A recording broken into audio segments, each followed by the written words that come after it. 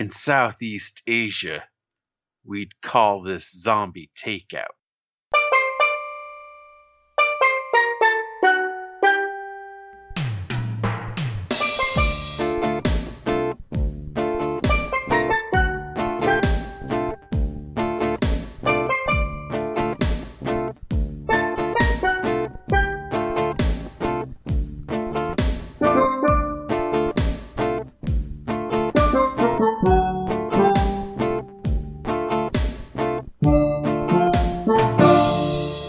What's up? Welcome to episode 306 of Zombie Takeout. Zombie Takeout. The B-Movie and Cult Movie Podcast. I'm Uncle John. And I'm Scotto. And before we get to this week's movie, we got some listeners submitted. This is from John Phillips in reference to, well, I was going to say last week's episode, but our last episode, episode 305. It does feel like only a week ago, doesn't it? Yeah, that vacation went by way too fast. It went by super fast. He said, my TNG info is limited, but Q could take any form. Didn't he take the form of a human to appeal to Picard and the crew? And you two got into a bit of a... Well, actually, I think I got into a bit of a back and forth with him. Not a contentious thing, but basically saying, yeah, he could do that, but John Delancey is kind of the iconic Q. You know, I completely forgot that he actually appeared on Deep Space Nine and Voyager. Well, I remember Voyager, because he's how they got into the Gamma Quadrant, I think it was. It was an early Deep Space Nine episode that just... my brother-in-law will just run Star Trek episodes for a long time. And, Deep Space Nine, always welcome, of course. Mm-hmm. And there was a Q episode. And Cole Meany got to be like the checkoff of the Botany Bay. And I'm sitting there thinking, was O'Brien even on that episode? And the funny part was, Q didn't recognize him or remember him. Uh-huh. Even though he's a, omnipotent being. And we've also got a couple of voicemails this time. This first one's from Chaz. Hey guys, Chaz here. I wanted to let you know, how stoked I was that Fido made the favorites list. It was my favorite review of the year. So thanks. Anyways, guys, thanks for listening. Looking forward to next year's reviews. Merry Christmas and Happy New Year. Well, that brings us to a good point that I need to make. I need to make an adjustment. Yes. Oh, by the way, Happy Christmas, Merry New Year, Chaz. Thanks. Thank you very much. And the problem was with my year, review. You miscalculated a little bit. To be fair, you kind of threw it all together at the last minute. Oh, yeah. It was done in what did we do? Maybe 5 minutes at most, I think. I was just kind of like, how. I'd been sitting on my list for months, and you kind of threw yours together right before we started recording. People will be happy. Snowpiercer is getting bumped because, I'll try this, Synecdoche, New York. Synecdoche, I'm going to say. Yes. I swore I would never have to say that word again, but... Well, it's close to Synecdoche, right? Yeah. That's the joke. Yeah. Synecdoche is an actual word, as I mentioned in the episode, but it also sounds a lot like Schenectady. Schenectady, the city. That movie, though, with Philip Seymour Hoffman's performance, has to be on my list. All so, there it goes. And we have another voicemail from Bodo Winter. Howdy. Bodo Winter here. Just calling to wish you guys a Merry Christmas and a Happy New Year, or Happy Hanukkah, or Kwanzaa, or whatever you may celebrate. I'm sure you've heard the horrible news about Carrie Fisher dying. I was hoping you could interrupt your order here and throw in a Carrie Fisher movie as soon as possible. I don't know. Doesn't have to be Star Wars. Drop Dead Fred, When Harry Met Sally, anything like that. Keep up the great work. Can't wait to hear you guys in the new year. Take care. Bye. We so should have done Drop Dead Fred. What the fuck? Totally forgot about it. But thank you, Bodo. We totally forgot about Drop Dead Fred, but we did pick another one that is kind of in our wheelhouse.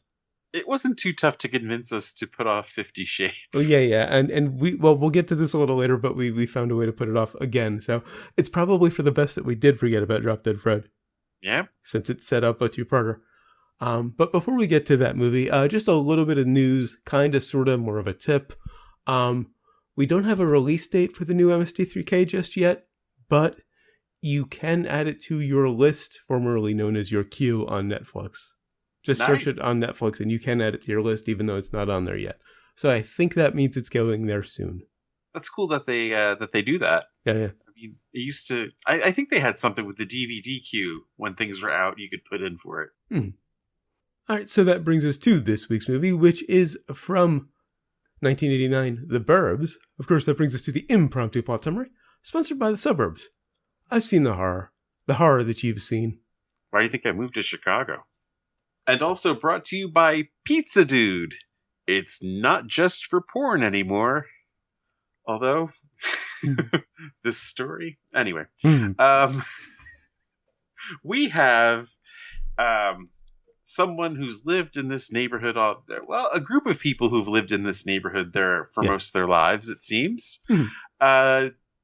Although they're like in their early 30s and they all own houses. Yeah, it was the 80s. Which, I mean, I guess back then we just kind of were like, oh yeah, sure, whatever. Yeah. Now it seems like they're aliens from the planet Zarkus. Yeah. It's 30-something, early 30s, owning their own houses. Corey Feldman, who I don't know how old he was supposed to be. Well, I think he was a teenager. It was his parents' house. He was just constantly partying there, I'm assuming. We never saw his parents, though. Well, no, because it was the 80s.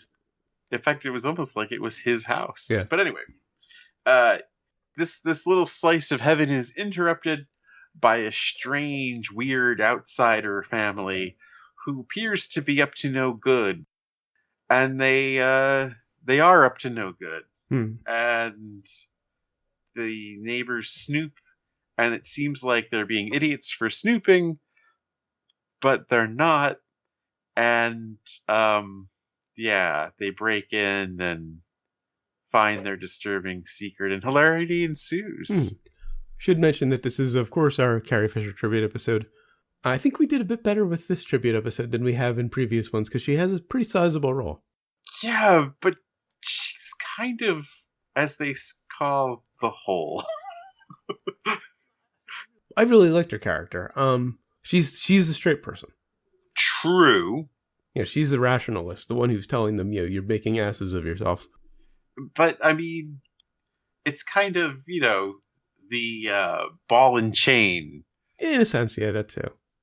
There's a very 1950s aesthetic to this, and I'm not sure if they're lampooning it or if they're cool with it. Well, that sort of thing was also very popular in the 80s. Or if really... that was when Leave It to Beaver tried to come back.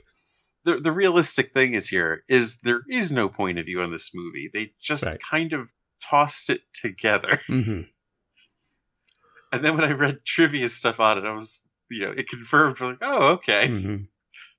Which we'll get to. Yeah. Which also gives us next week's movie. But rolling back to the very beginning, it begins with this sort of aerial zoom from, space down into the cul-de-sac that they live on. Give it a very sci-fi feel. Which is not what the movie is. Yeah. It just kind of went along with... I mean, it was actually Industrial Light and Magic that did that sequence, too. I mean, it's very, probably the best part of the movie. It is very cobbled. It's there's so many little things just tossed in that you're kind of like, oh, all right. Though I was very happy to see Robert Picardo in the credits. Of course. I missed him in the credits, but then when he appeared, I was like, wait, fucking Picardo? Yeah, he's got one scene as a garbage man. Dick Miller? Yeah. Talk about letdowns where you see those guys and you're like, oh man, now this movie's going to take off. You have Picardo and Miller as a team. And they were a great team because they're like, what are you doing? Come on. Kind of this Mutt and Jeff comic relief team. Yeah. And then they just take him away and you don't see him again. I think they maybe had one other scene maybe it was the dream sequence or something. I think they showed up one more time. You saw them in the dream sequence very briefly. There was another version of the script where they had their bodies discovered in the house or whatever. Glad they didn't go with that. Although I guess it would have explained it. Well, that's the thing. This script went through, and it was really obvious from the beginning. I did not need to read this on IMDb. This thing went through a ton of changes. From, like, Tom Hanks's character getting killed. Oh, wow. To, being, we cast Tom Hanks. We can't kill him.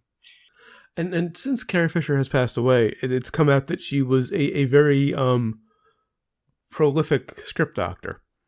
And I'm surprised she didn't take a crack at this one. Or maybe she did.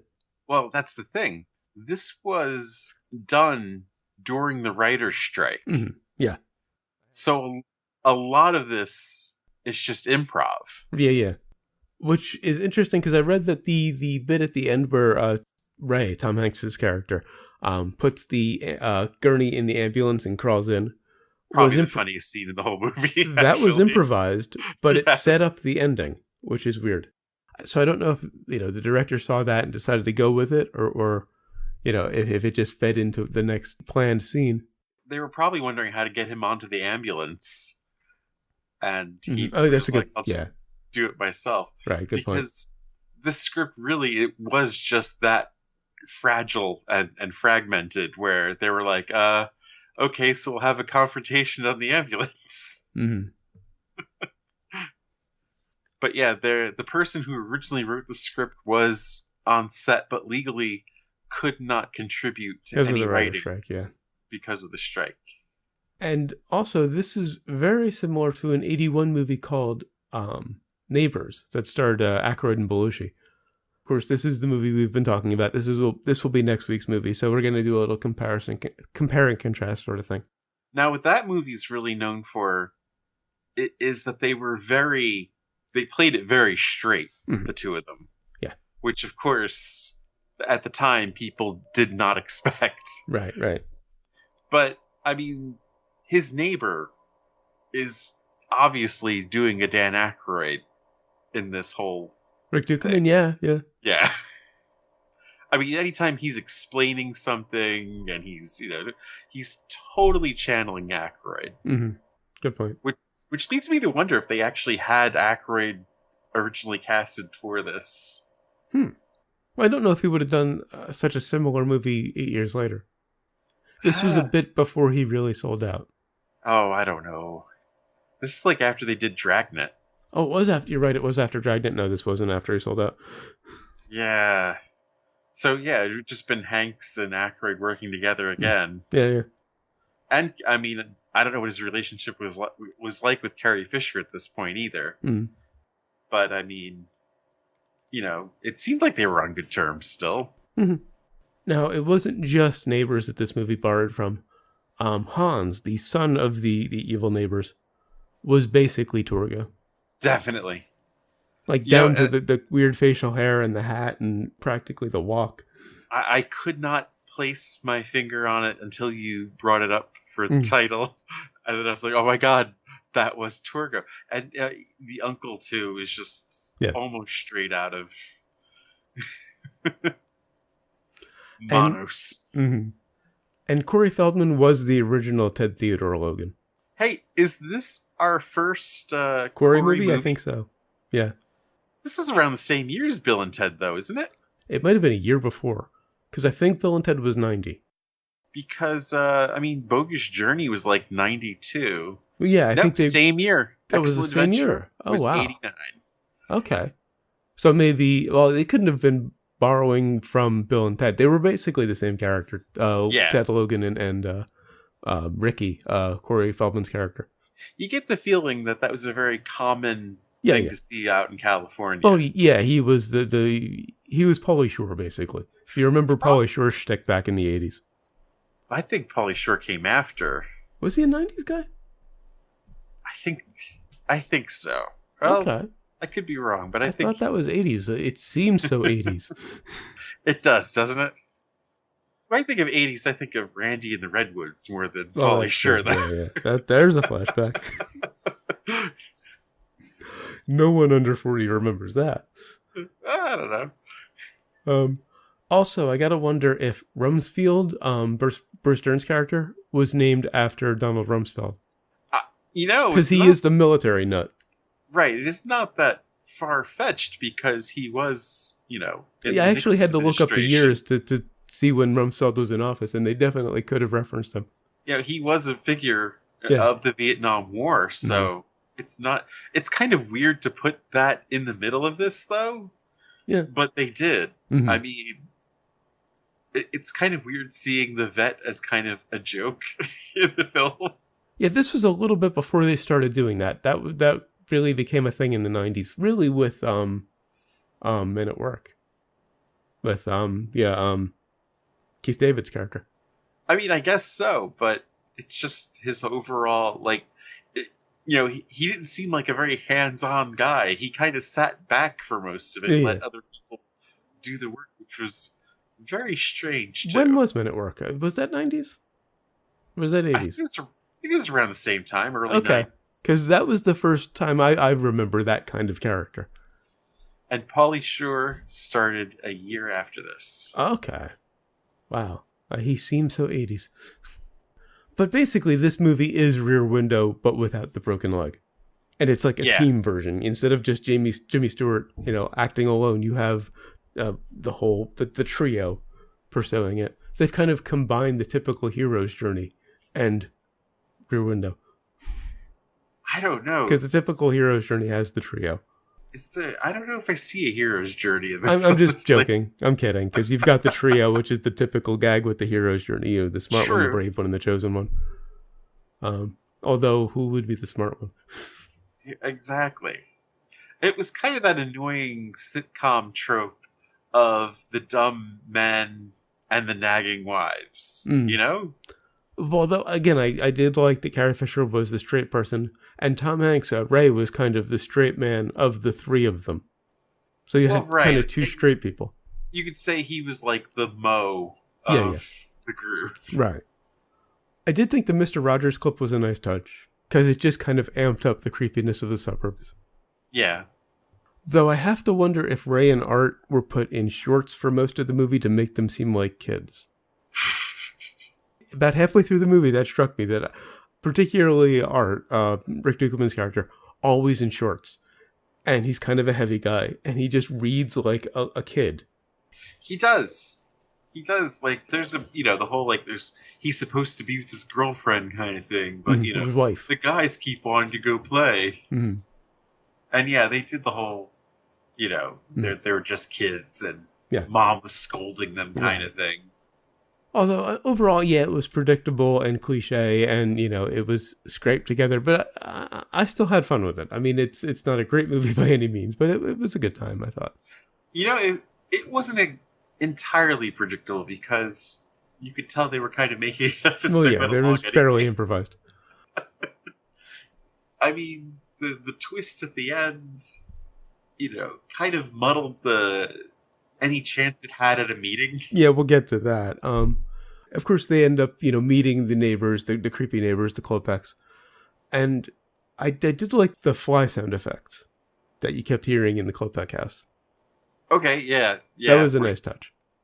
Although the stone walls in the basement seemed weird. Of course, they creep into the basement to snoop around, and there are these stone walls and this giant furnace. This giant furnace is a gag, but the stone walls are never explained. Well, actually, there's a lot that's never really explained. As much as they discover, what were they all doing that whole time, What, were the Klopeks? Yeah, were they just killing people? Yeah, they burned the people who owned the house previously. And then burying them, and then digging them up. Yeah. And then incinerating them. You're surprised that this movie is convoluted. Well, yeah. There were a couple of things I did enjoy toward the end, though. The explosion was impressive. Yes. They put some money into that. I also liked Ray's post-explosion makeup. It looked kind of disturbing. And I think we can spoil anything. Neither of us are going to be recommending this movie. Nah. But the house blows up, and then, a little bit later, he walks out, in, tattered clothes, and, basically, it looks like he has welts all over his face. It was a nice, kind of disturbing makeup job. Oh, yeah. Well, those guys weren't on strike. Yeah. The effects guys weren't on strike. And I loved his rant at the end, which is what the last scene kind of ruins. Right. That's really the problem with this movie, is that they didn't have a voice, you know? Yeah. They had this great message that, it's the people who are, obsessed with the appearance of their lawn or whatever are the strange people. Right. And it was Rear Window. If I recall the movie correctly, there was no killer. It was just, he was paranoid. Yeah. And, I was expecting that in this case. And I guess the swerve was nice if you were expecting Rear Window, but it still did take away a lot of the meaning. Not only of that rant and that idea, but also it kind of punked out Carrie Fisher's character. It meant she was wrong the whole time. Yeah. Which I didn't care for. It meant that, you should, be snooping around your neighbor's house. I mean, it was just like, wait, what? When they really had a great opportunity to talk about how, and this is coming from someone who's lived in the suburbs my entire life, how legitimately creepy the suburbs are and how they can really fuck with your head. It's not all that different from a city, honestly. The environment of being surrounded by people that you never talk to. Only in the city, there are a lot more different people, and they come and go, and maybe there's a little interaction here and there. Well, and also in the city, you're more on top of each other. With the distance that the suburbs affords, it becomes a lot more voyeuristic, I think. Well, in the city, there's just more experiences to have on hand immediately. Well, yeah, good point. Whereas the suburbs, if you wanted an experience, you had to go on a mission, kind of. Yeah. But there were people that you would see day in, day out, and never fucking say a word to them. Some of them for decades. Yeah. Decades. I lived in my first house for 30 years. Maybe 2-3 people on the street I actually ever met. My parents have been in the same house for 40 years. I'm done with my notes. That was good to see the doctor from, the actor. I believe he's one of the Nazis from the Blues Brothers. Oh, Henry Gibson, yeah. Yeah. The actually evil culprit. Actually, they were all evil, but he was the one actually burning people. Yeah, you burn some people, you're evil. Yeah. I guess it would have been nice to have seen more out of him in the movie, but unless Rick Ducombe. Yeah, I was wondering what became of him. Apparently he died a couple of years ago, but he really didn't do anything after 2004. It was a lot to hang the movie on him as much as they did. Yeah. I mean... I get the impression, and I don't know much about his career, but he seems like a stand-up who went into acting and never quite made the transition correctly. I think he was on the infamous Shasta McNasty. Okay. I don't think I ever saw that, but it is just one of those infamous things that are known for being just god-awful. On to sequels and remakes? On to sequels and remakes. I'm going to hold judgment on this one. I kind of would like to see an improved remake, but I'm going to hold off until next week to see if I actually want to see a remake of Neighbors. Well, I think the problem with this movie is that this should have been a low-budget, small movie. Yeah. And they had this huge budget and huge names, and it was just too big for it. Yeah.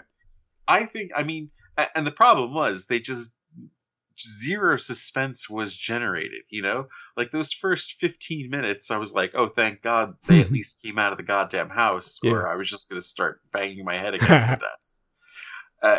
It was just like, yeah, we know they're weird. We get it. They don't fit in.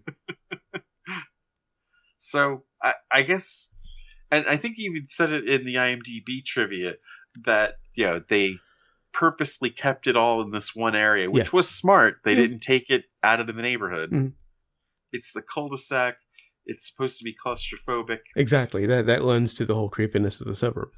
This would be a stage play than a movie. I think Joe Dante said It's kind of set up like a stage play, except it could never be done on stage because of, the scope. The size of it is still a little bit too big. But that's the point. They should have never gone as big as they did. Yeah. I mean, showing some of the things they showed kind of take the suspense or the impact away from them because, well, you're seeing it and it's kind of like, oh, yeah, I guess. I mean, it's a leg bone. Sure, whatever. Yeah. But if you don't see it, then you're like, what the fuck? It's a human bone. And your imagination just runs wild with it. And that's a bit of what the ending ruined for me, because I wanted another explanation for that. Yeah. I wanted to see what else they could come up with. But it was just the obvious. Yeah. And, the weird people, you really can't trust them. That's just like the whole... Yeah. Like, great. That's a great message for your movie. Yeah. Everybody should just live in the suburbs and have the perfect lawn and wonderful. Paint their house and spy. On the brains. On the brains. I had fun with it, but, it was incredibly predictable. And now that you've talked about the ultimate real message of it, I'm going to go 3. I'm going to go 2. It had a lot of people that, it had a lot of potential. But, hey, they just didn't have writers. What they do, For a minute, I thought you were going to say it had a lot of people. They said things. There was a set. Those are all true things. Yes, there were people. There was a set. Actually, another weird thing I saw was this set is still in use to this day. Oh, yeah. Apparently, the Klopex house can be seen in an episode of Quantum Leap. Like, that street is the same street that they used for the show Desperate Housewives and everything. I mean, this is almost, 30 years ago at this point. Yeah. All right, so what have we learned? Rick Ducombe is no substitute for Dan Aykroyd. And I learned that sardines go great with pretzels. That combination just disturbed me. Well, it was supposed to, but... Sardines in anything, really. Oh, yeah. Come on. All right, so until next week, we'll be reviewing Neighbors as a two-parter, as an impromptu two-parter, because apparently this was very based on it, and it pushes 50 Shades off another week. Yes, I hope I can find Neighbors. Yeah, I was able to find it, so yeah, I'll point you in that direction if necessary. All right, thanks. All right, so until then, go to zombietakeout.com, check out the album art, the episode description, of course, the episode itself, which you're already listening to. Links to find us on Facebook, Twitter, Google+, and YouTube. Links to subscribe via RSS and iTunes. Please leave us a rating and a review on iTunes. We'd really appreciate it. Also, if you enjoy the show, spread the word. Give us a little word of mouth. Of course, we appreciate all of the listeners we have, but more would be better. You'll also find the movie list, every movie we've reviewed so far, and every movie we're going to review, up through, I think it's 312. I want to say Johnny Mnemonic or Beastmaster was one of the last two we threw back to this year. We've got a lot planned already, so yeah, we're good through, and now this is one more. Without a week off, but I think we're good through it till like April. And with celebrities. Oh yeah, hopefully that changes this year. That's not good. Probably not. Let's be honest. Yeah, we said all the same things at the end of 15, but everybody forgot about it. At least let's hope it's nobody we care about. Yes, they keep saying Manson's on his deathbed. You also find the request form if you've got a movie you'd like to hear us review. Please leave it on the request form, and of course the recommendations list. I was actually kind of hopeful going into this one, but I think I was remembering Neighbors more than I was remembering The Burbs. I don't think I made it through this one 30 years ago when I first saw it. I think I'm trying to remember where I bailed, but yeah, I think I tapped out at a certain point. I don't think I actually saw it in full before today. I think I just seen some clips. I got the idea because after Carrie Fisher passed away, someone on Twitter had said they were going to watch it. And from what I remembered of probably more Neighbors than The Burbs, it kind of seemed like it would fit us. I mean, and it is. I mean, it's, Joe Dante. Mm-hmm. It's not going to be the last Joe Dante movie we do. Probably. That's for sure. Yeah. It's just... hopefully the last Rick Ducombe movie we do. Just Carrie Fisher was just so much more and deserved so much more than this. And it's a real shame. I mean, I read something about her where she was originally supposed to be in Clue. She was supposed to have been Miss Scarlet originally, and it was around this. It was a little bit before this, of course, Mhm. but because she had checked into rehab, Uh-huh. Yeah. you know, she had a lot of trouble getting roles because of it. Mhm. Because insurance companies, Okay. just wanted no part of her. Mhm. So you had to be an independent guy, like Dante or Right. Lucas, just To risk fuck it, yeah. she's the best for this movie. And of Mhm. course, imagine Clue with Carrie Fisher. Oh, That, yeah. that would have been amazing. Mhm. I mean, nothing against the actress that played Miss Scarlet in it, but I think she would have added a lot more to it. Mhm. And speaking of roles, it occurred to me today, she went out with the role that kind of defined her career. Yeah, it is very weird that Assuming that episode 8 turns out to be her last movie, I don't know what else she had in the pipe. Well, they can always CGI more. Oh yeah, there's some debate about 9 for that. Great. Mhm. Maybe they could have her dancing with the vacuum cleaner like Fred Astaire. Oh god. So actually, let's just talk about this on there. Did you see Rogue One? I have not actually. Okay, so we won't be doing that in the outtake. I was wondering if we were maybe going to do that like we did with TFA last year. But okay, that'll be down the road. I know. I hope to hit it this weekend. Let's just say I have an unpopular opinion about it. Yeah, it's just it's fatigue. It's gonna set in. I'm starting to come around to that opinion. I disagreed with you when we've talked about that in the past. They're gonna do 2 a year eventually. Yeah. It's gonna be like the MCU, and yeah, I've gone off about that. I mean, people when the first one, MCU even like when the first one came out, it's just holy shit, they're doing this. They're putting them all together, and it's amazing. Oh, this is the first Star Wars case. It's the first one in how many years? Right. It's amazing. But now it was actually decent compared to the prequels. And I mean, I don't know about the Force of TFA. It was better than the prequels, at least. You got to give me that. I don't know about that. Wow. Not Sith, at least. I will give you Sith. Anyway, you can email us, zombietakeout@gmail.com, or leave us a voicemail at 401-403-668-CTO1, or for the alphanumerically challenged, you can go to the suburbs. 401-403-668-9861. Of course, always remember that you will always be calling from the middle of Milwaukee. And until next time, always remember, never forget, wherever you go in life, there you are. I'm going home. Oh, come on, don't be a weenie. I'm sorry, Mr. It was a Peterson. joke. It was a joke. Hey, I'm going to go do something productive. I'm going to go watch television.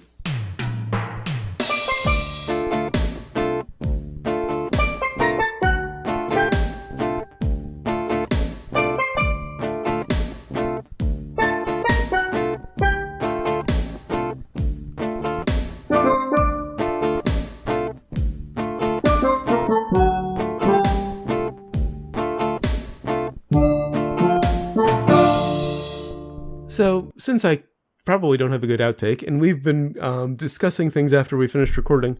I'm sure we fucked up left and right, and there's plenty of outtakes in the episode. But we've happened upon a movie called Mazes and Monsters, is it? Mazes and Monsters. It's about it was a product of the D&D Moral Panic. And, of course, we have Reefer Madness coming up. And we would like to put together a trilogy of Moral Panic movies, but we can't find another. We had Reefer Madness, which has been on the list for a long time, paired with Mazes and Monsters, which we just found tonight. I knew about it, but it happened to come up in conversation. I'm surprised it never came up before. When you said Tom Hanks in a Dungeons and Dragons movie, because we're dumb enough where we still talk about the same movie even after we stop recording. When he said Tom Hanks is a Dungeons and Dragons movie, I was thinking I don't remember him in Dungeons and Dragons. Well, not the cartoon. My first thought was the terrible one that we did a couple years ago. And I had to clarify that it was a movie about Dungeons and Dragons, and mentioned a scene where he went kind of insane and yada yada. It's an anti-D&D movie. We try to stay away from the TV movies, but this is an exception. This is gold, and Sharknado is really a TV movie. Well, yeah, exactly. It is literally. So again, we're looking for another Moral Panic movie, a movie that was a product of some Moral Panic, video games, heavy metal, Those are just the two in my lifetime. So if anybody out there has any suggestions, please let us know. We'd love to put this trilogy together. We'll do the whole Billy Joel song, heavy metal, suicide, terror on the airlines, right. That sort of thing. Anyway, thanks in advance for any suggestions. Thank you.